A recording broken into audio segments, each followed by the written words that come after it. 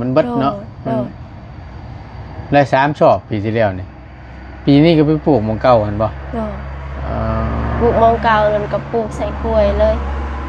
อาศัยปลูกกล้วยนำกล้วยมันต้นแน่แม่น้องปลูกแล้ว3สายพันธุ์เลยอยู่หั่นคอยว่าเจ้าคือปลูกลายแท้แล้วเอาคัน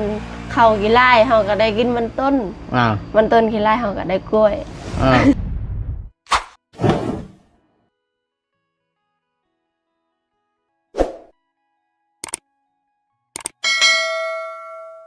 ได้3 มื้อคิดฮอดเมียบ่วิ่งคิดฮอดเนาะ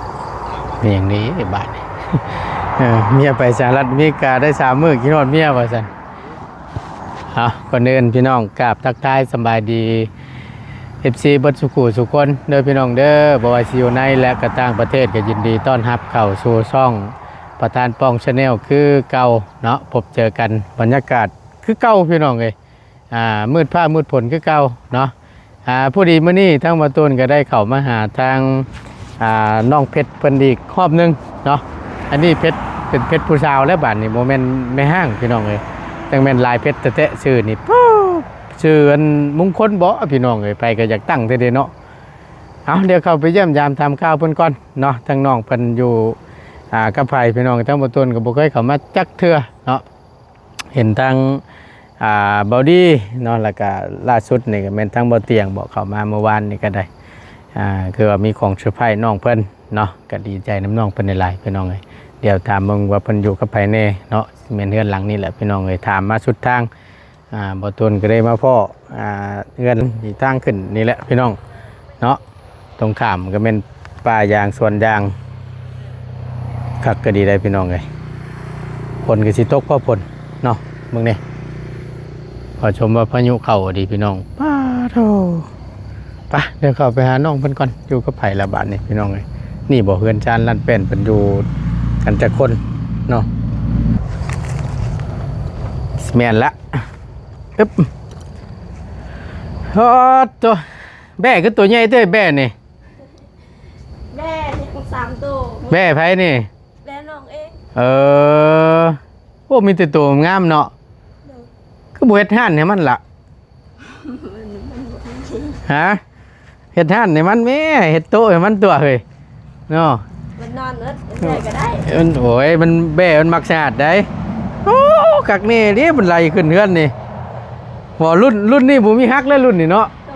โอ้เปลี่ยนใส่ตัวนั้นบ่ไม่ฮักเลยก็เปลี่ยนนั่นใช้เล็กบัดนี่ขออนุญาตขึ้นหน่อยเด้อ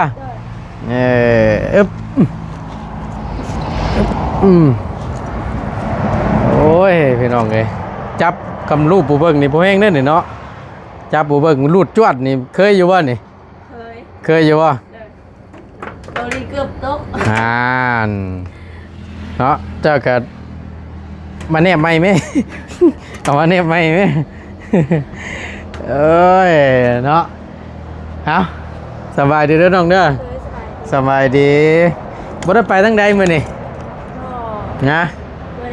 บ่ได้ไปยันว่าไปหาหน่อมงหน่อไม้บ่ได้ไปครับ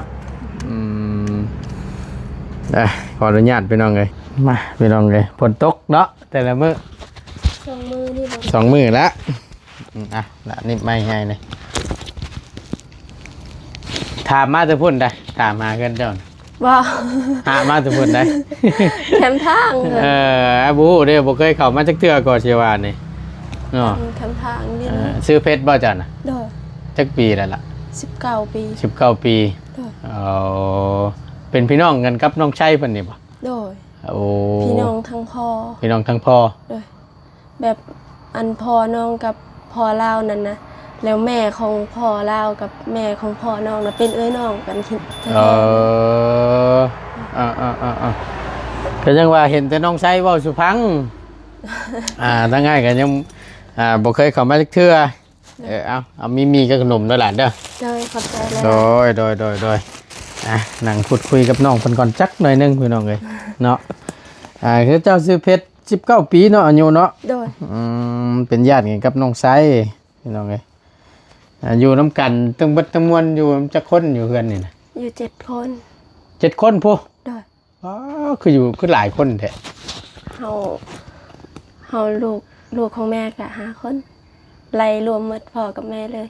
7 คน พ่อแม่เจ้า โดย ยังอยู่เนาะ ยัง เพิ่นไปใช่ละ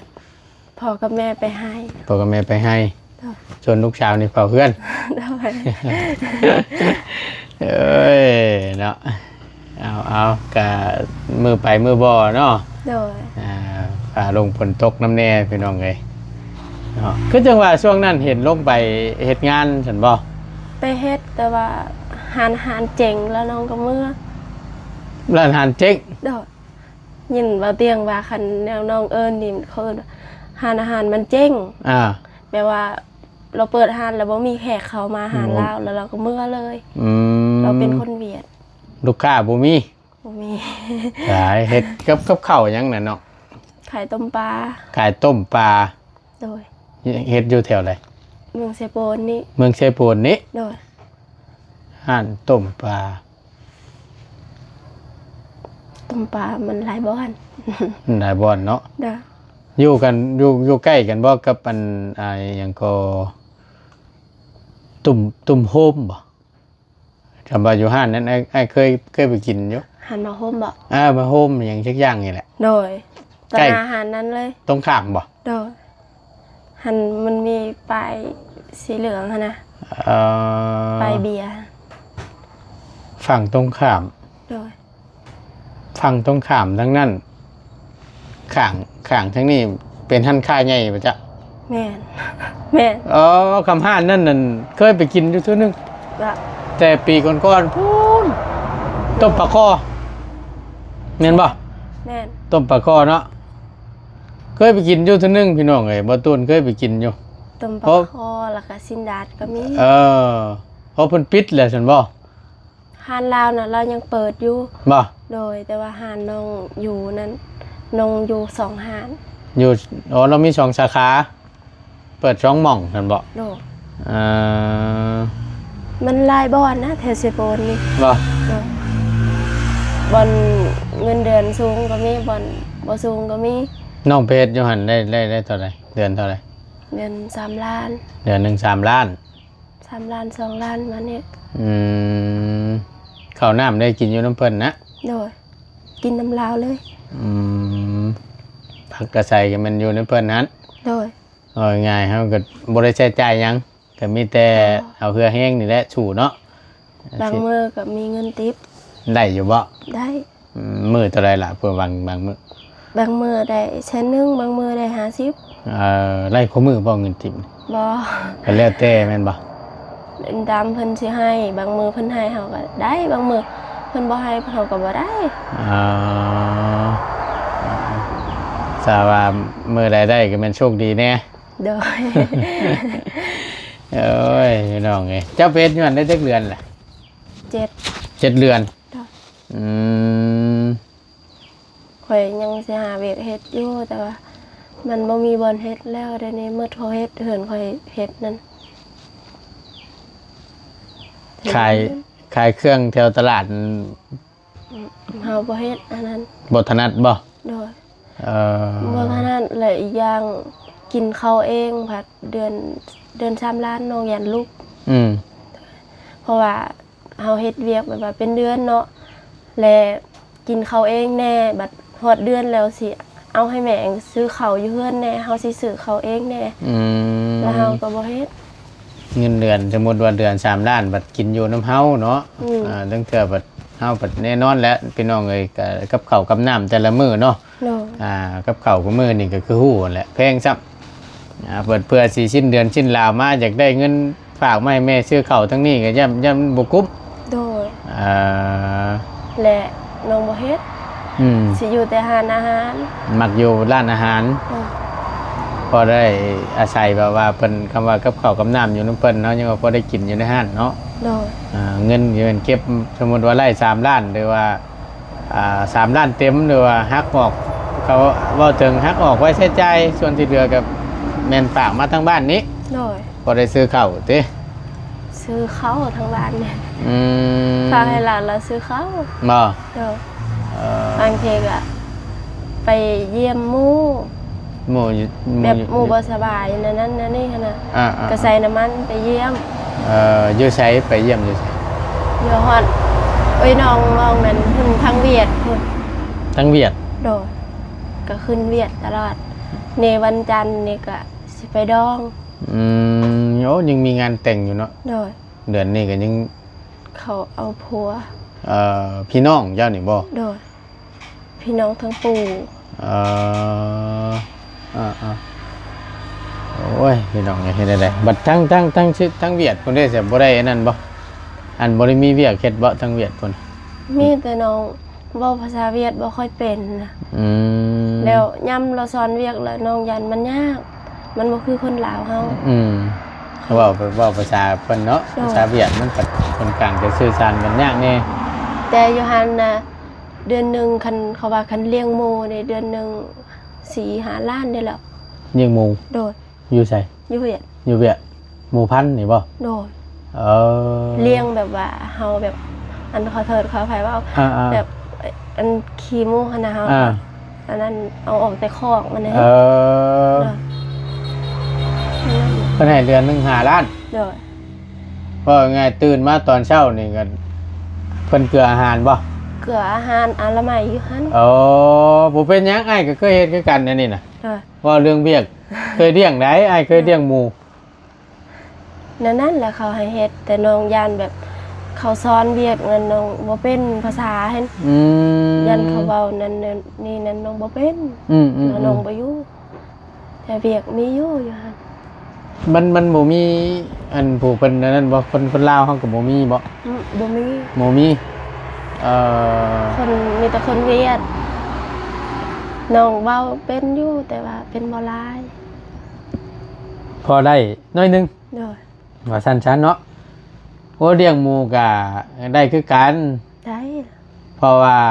หมูนี่เป็นหมูพันธุ์เนาะหมูโตขาวๆใหญ่ๆเห็นแล้วอ่ะ งัวก็มีหั่น ม เขาเฮ็ดเป็นครอบเฮือนเลยแต่ว่างัวหยังควายก็มีหมดแต่ยันเฮาเลี้ยงบ่ได้เฮาเป็นหมูไก่ได้อยู่ มันเป็นพามเลยบ่ โดย หมูอันใด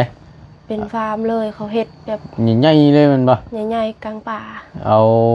แม่นมันถ้าว่าเฮ็ดโรงงานเปิดโรงงานเลี้ยงหมูนี่ต้องห่างไกลจากหมู่บ้าน โดย เพื่อไว้อย่างที่พี่น้องเอ้ยกินมันนี่แหละ แม่น เว้าขอโทษนำพวกขี้พวกเหี่ยวมันเนาะ โดย มันกินมันต้องห่างนิดนึง โดยเขาเฮ็ดไก่ลี่ แล้วก็เรื่องกินกับส่วนหนึ่งแล้วเขาก็สิป้องกัน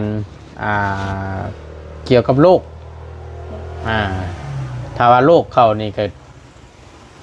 ตายเบิดเล่าได้เด้ เนาะ อ่า น้องก็บ่ฮู้เด้ ป้องกันเชื้อโรคนะ เนาะ ตั้งเทื่อบัดโรคมันเข้านี่เพราะคำบ่รวยดีนี่เอาบ่อยู่ เนาะ ปิดผ้ามนี่ด้วยแหละ เนาะ มันตายนี่ตายลายได้หมูนี่อ้ายเคยเลี้ยงอ้ายลงเหตุงานอยู่ไทยแต่ก่อนก็เลี้ยงผ้ามเลี้ยงหมูนี่แหละ อยู่ 7-8 ปีบ่ เด้อ บ่ตูนเคยอยู่แถวราชบุรีนะพี่น้องเอ้ยจังหวัดราชบุรีอำเภอโพธารามแต่อ้ายเคยอยู่ เดือนเท่าใดคะ อ้ายอยู่ตอนนั้นนั่นใช้เงินเดือนได้7,500นี่แหละ ว่า 7,500 คือน้องนะคันภาษาไทยนั่นเข้าใจอยู่เขาเอาหยังก็เข้าใจ ฮู้เนาะ แต่ภาษาเวียดนี่บ่ อ้ายก็ยังยอมตัวนี้นะยอมตัว เล นี้ ย เพราะว่า เดือนหนึง5 ล้านนี่ก็โอ้พี่น้องเอ้ย8-9,000เนี่ยได้เนาะ 5 ล้านเงินเวียดบัดมาเงินลาวเฮาก็ เท่าไหร่นะ ประมาณ3 ล้าน เอาตกเป็นเงินลาวเฮานี่บ่ โดย 5 ล้านเงินเวียด โดย5 ล้านโดยจักเท่าใดแล้วนี่น้องก็บ่ค่อยได้มีได้ยินแต่เขาว่าแต่คือสิบ่ได้เต็มดอกคันเอามาต้องได้แลกอีก เลขมาเป็นกีบเฮาบัดนี้ โดย ก็สิอยู่ประมาณ3 ล้านติ เพราะว่าคนลาวบางคนเขาบ่เอาเงินเวียด อืม คันเงินบาทเขาเอาแต่คันเงินเวียดเขาบ่เอาได้มาเราต้องไปแลกอยู่บนนั้นเลย แล้วจังซื้อเงินกีบเฮา เงินเวียดนี่มันก็อ่อนค่ากว่าเงินกีบลาวเฮาอยู่เนาะ อ่าโอ้เฮ็ดได้ฉันพี่น้องเลยเจ้าน่ะเคยเข้าไปถามแล้วฉันบ่เลี้ยงหมูนี่หรือว่า ก็คือตอนนั้นพอนาน้องเมื่อแล้วน้องก็ทำปู่น้องว่าน้องบ่มีเวียกเฮ็ดแล้ว ยันแบบหมดเดือนนี้ยันบ่มีข้าวกินสิไปเฮ็ดเวียกแหละปู่น้องว่าตัวสิเฮ็ดบ่อนขอบหมูว่าแนวนี้แต่ว่าน้องว่ามีบ่คนลาวอยู่หั่นเราว่าบ่มีแต่คนลาวมีแต่คนเวียดเลยแล้วก็อยู่กับกลางป่าอีก คนเดียวจำเนาะ คันล้านอยากมาก็มาอยู่นี่มีแต่ผู้ชายแล้วน้องว่าน้องก็ย่านแนวย่านแหละบ่ไปเนาะ เนาะ เอาเป็นผู้หญิงแบบเพื่อนหลายมีแต่ผู้ชาย ฉันลายมีแต่ผู้ชาย มันก็บ่คักปานใดแล้วก็เป็นไปได้ก็เป็นครอบครัวเนาะที่เพิ่นอยู่กันนะเป็นครอบครัวหรือว่าผู้ลูกผู้เมียผู้ได้ผัวแล้วจังซี่นะสอนกันเฮ็ดอยู่นั่นได้อยู่เนาะอดเอาให้ได้สหาเวียกเฮ็ดที่เจ้าถนัดนี่แหละร้านอาหารคือเจ้าเว้านะ ร้านอาหารน้องถนัดถนัดเฮ็ด เสิร์ฟบ่ โดดบางมือมีแขกก็เฮ็ดบางมือบ่มีเฮาก็อยู่ลูกค้าก็หันเนาะคันบางมือลายนี่ก็บ่ได้พักเลยได้มื้อนั้นหัวมุนคือกันแบบบ่ได้กินข้าวเลยนะอ่าแบบหัวหน้าเฮาก็ดีใจแบบมีแขกเฮาก็ดีใจคือกันบ่มีแขกก็เมื่อยนั่นเด้เคยเฮาอยู่คันบ่มีแขกเนี่ยโอ้จากแนวใดต้มปลาโต๊ะนึงเข้ามากินก็ขี้คร้านสิเสิร์ฟคันว่ามันหลายเลยมันสบายเฮาย่างไปย่างมาสิว่าง่ายๆเฒ่าแก่ยิ้มได้เฮาก็ยิ้มได้เนาะเด้อเพราะว่าหยังที่เพิ่นก็อาศัยในการขายกองนั่นแหละมาจ่ายเงินเดือนเฮาเนาะเด้อบ่ติเพิ่นแหละพี่น้องเอ้ยเข้าใจอยู่ในร้านอาหารนี่ครับบ่มีลูกค้าก็เพิ่นก็บ่ได้ขายเครื่องจักเพิ่นจะเอาเงินใจมาจ่ายเฮาโดยกับลูกค้าเข้าห้านเพิ่นได้ขายเครื่องขายกองเพิ่นก็อาศัยมาจ่ายเฮานี่แหละโดยค่าแฮงเฮานะได้สั่นเนาะอดเอาสู่ไปก่อนอยู่บ้านคือกันนี่แหละเนาะหาหน่อไม้ขายก่อนหาหน่อไม้มื้อนี้บ่ได้หามื้อนี้มื้ออื่นหามื้ออื่นว่าสิไปมื้ออื่นหาหน่อไม้แล้วก็สิไปขายอยู่ตลาดเวียดตลาดเช้าต้องขึ้นไปขายอยู่เวียดพุ่นบ่โดย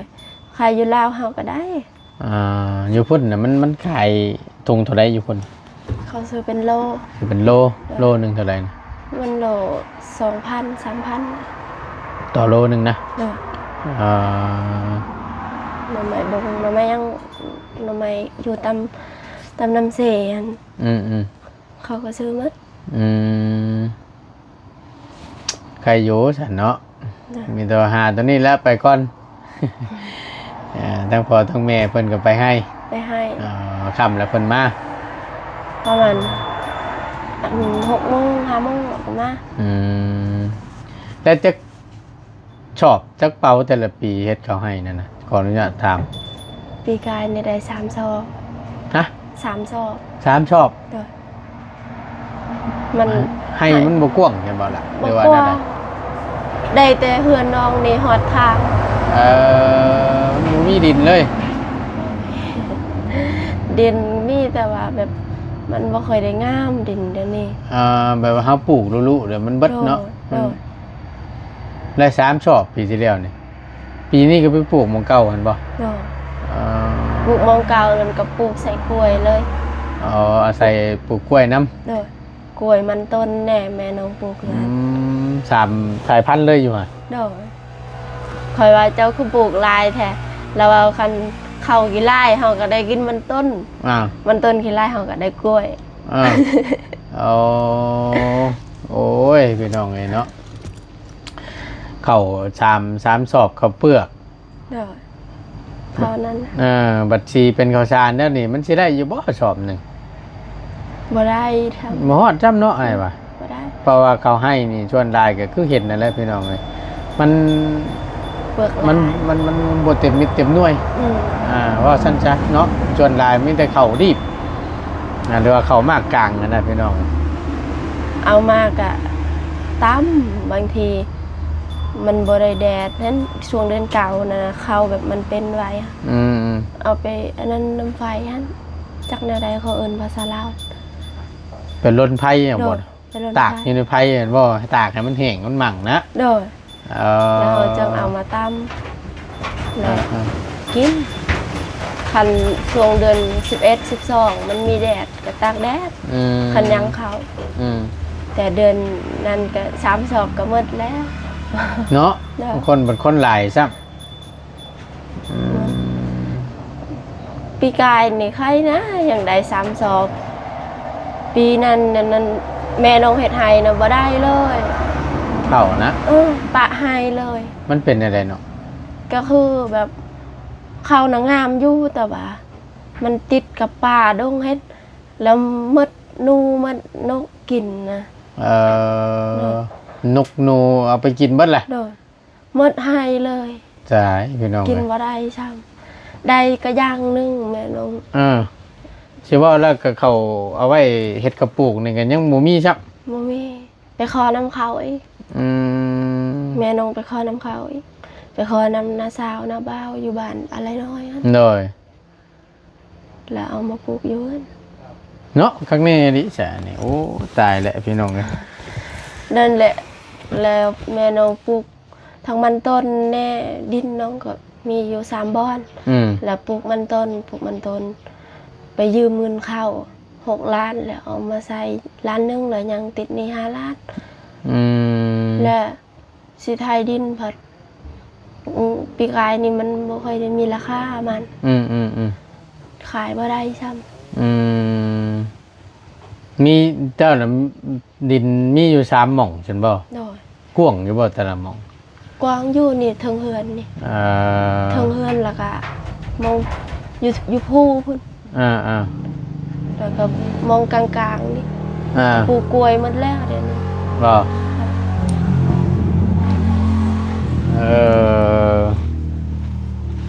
ปลูกกล้วย โดยกล้วย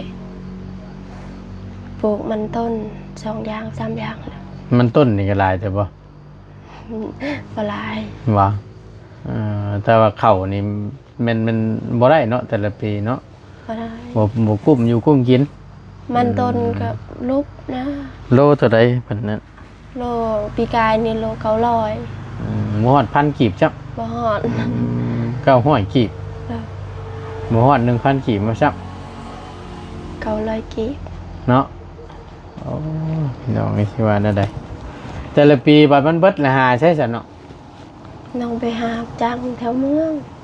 ทำงานทำการนี่บ่ โดย เอาบัดนี้ไอ้ถามอีกตัวหนึงจะมีพี่น้องจักคน อ้ายค่อยช่องเหรอค่อยเป็นผู้กลาง อ่า และน้องสายค่อยอีกช่อง ให้เจ้าน่ะ2 คน โดย เพิ่นมีครอบมีครัวหรอบ่ นั่ง ยังเป็นโสดอยู่ ผู้หนึงบ่สบาย เอ่อแล้วบัดนี้แหละเจ้าน่ะมีน้องอีก2 โดย ใหญ่แล้วบ่น้องก็ แง่ชำนี่สิจำค่อยแล้ว จักปีแล้วนะ ผู้หนึงก็14 ปีแล้ว เอ่อ ผู้ติดคอยนี่ แล้วบัดนี้ให้ถามเนี่ยอันผู้อ้ายเจ้าน่ะ ได้ เพิ่นได้ไปเฮ็ดเวียกหยัง ผู้อ้ายน้องนั้น อ้ายเจ้า2 คนน่ะ อันเม็ดพริกไทยนั่นเฮ็ดอยู่เวียดน่ะมันมีกกและอ้ายน้องน่ะไปรับจ้างตัดกกมาพริกไทยหั่น เอ่อ ซ้ำนี่แหละกกมันได้ยินเขาเว้านะ อ่านี่ก็เลยแต่ว่าง่ายๆเพิ่นก็ไปเฮ็ดเวียกอยู่ไปทำงานอยู่ ไป พอได้ช่วยกันใช่บ่ ช่วยกัน อืม คือมือ อืม มือ อืม ไอ้ดอยจังเนาะไอ้น่ะ ตัวเอาคม แล้วมาขอเข้า เอามาขอเข้า ได้ เอ่ออ่า อ้าว เอา ได้ อืม โอ้ยได้กินหยังเด้อตัวเอ้ยมีแนวกิน ไหนมากลัวใจหนอนหน่อย แบ่งมีขนมไว้แล้วเนี่ยเนาะ น้องเคยปั้นข้าวให้เล่าแล้วเราอยู่แบบกับลูกแต่ว่าลูกแล้วก็บ่ค่อยได้มี อืม บางเทอมาขอเป็นนวดบางเทอมาขอข้าว เลย ngon cô ơi ông đứng lại ông thử gặp tiền rồi quá ông hiểu đi ไอ้เป็นป้าหนุ่ม đi lại ป้าไทยหนุ่มโกโก้เปรียเออ trong nó mình đọc tại mình làm นี่เดี๋ยวเอ็ด đấy ได้มีแล้ว โอเคท่านพี่น้องเอ้ยก็ดีแล้วช่วยๆกันหาเนาะพอได้เงินซื้อข้าวทั้งน้องเพิ่นก็ได้พี่น้องเอ้ยทั้งอ้ายน้ำแน่2คนบัดบวกกับน้องเพิ่นแน่แต่ส่วนน้องชายนี่ก็ยังน้อยอยู่ ยังน้อย ยังบ่ทันใหญ่ว่าง่ายๆก็ยังบ่มีไผมีสร้างครอบสร้างครัวเนาะพากันอยู่นำกัน เออ เนาะอยู่นำกันทั้งเบิดทั้งมวลนี่ก็7คนใช่บ่เจ้าว่า7คนทั้งพ่อทั้งแม่เนาะ เด้อ อืม และคือเดี๋ยวนี้นะกินข้าวเบาหลีเอาให้ ชอบนึง และตอนเบาหลียังบ่ได้เอาให้นั่นน้องกับอายน้องออกกันคนละ200,000ซื้อข้าวกิน หาเงินมาได้เห็นบ่ เด้อ ชื่อข้าวโลข้าวป๋อง เด้ออายน้อง200,000น้อง200,000 โดยโอ้ยพี่น้องเอ้ยคือว่าได้เนาะอันนี้ก็ดินรอนต้นหญ้าผู้เกื้อนอยู่ก็เป็นของเจ้าเองบ่ ของน้องเอง อ๋อ ลุมนี่ขะกล้วยนั่นดินเขา ยังดีแต่ว่ามีหลินเจ้าของเนาะ โดย พอได้ปลูกเกินปลูกชันพี่น้องเลยพอได้อาศัยอยู่น้ำในพื้นไผ่ใช่แต่มีแล้วว่าไฟฟ้า ไฟฟ้ามีบ่มีน้ น้ำแต่น้ำบ่มี ำโดยน้ำกับห้องน้ำบ่มี ใช่อยู่ใช่ น้ำห้วย ใช่เอาน้ำห่วยเอา โดย น้ำกินเด้อ น้ำกินไปขอกินน้ำเขา ขอกินน้ำเขา ไปตักน้ำเขาน้ำชาวไซ ตักอยู่ใส่ ยืนชาวไซ เพื่อนสาวไส้เพื่อนน้องไส้พวก โดย เอาไปเอาน้ำพุ่นโบเพื่อนน้องไส้พวก โดย ต้องไปไกลแท้ บางทีรถอายเอามากอะเอารถอายไปตักน้ เอา ำเราก็รถแบบรถเบียดนั่นนะเราเอามาแต่หัน หน่อย แหละ นึกว่าเอาแถวนี้โมเมนต์เนาะ บ่ น้ น้ำแถวนี้กินบ่ได้มันขาวคันบ่แม่นน้ำเจาะ จากน้ำอย่างอีกอย่างเนาะ เด้อ แม่นโอเคท่านพี่น้องเอ้ยเนาะมีแต่ว่าทั้งหมดตุนก็สิได้ขอจบคลิปก่อนเนาะมาเยี่ยมยามทั้งน้องเพิ่นก็ถือว่าเป็นครั้งแรกเด้อ เด้อ ทั้งไอ้ซื้อบ่ตุนเด้อ เด้อ ยินดีที่ได้รู้จักเด้อ เด้อยินดี เห็นแต่ในคลิปพี่น้องเอ้ยทั้งบ่ตุนก็ยังบ่เคยเข้าจักเทื่อเห็นทั้งบอดี้เนาะและน้องไส้ที่พามาแล้วก็น้องใจก็ถามอยู่ทั้งบ่ตุนก็ได้มีโอกาสมื้อนี้ก็ได้ลงมาเยี่ยมยามตามข่าวน้องเพิ่น เนาะ เนาะ ขอบใจ โดยจังใดก็สู้ๆน้อง เด้อ เด้อเป็นกำลังแรงใจให้เนาะไปอยู่ดีมีแฮงสบายดีพี่น้องกันเด้อ สบายดี สบายดีล่ะไม่ไอ้นี่โอเคไปพี่น้องเนาะทั้งหมดตุนก็สิได้ขอตัวจบคลิปก่อนเนาะกินแล้วบ่ข้าว กินแล้ว เรียบร้อยเนาะโอเคเนาะไปพี่น้องเอ้ยขอบคุณหลายๆโชคมันร่ำรวยเด้อพี่น้องเด้อสำหรับคลิปนี้บ่ตูนลาแล้วเนาะอึ๊บโอ้ยขันบันไดแล้วนี่อึ๊บไปสบายดีเด้อพี่น้อง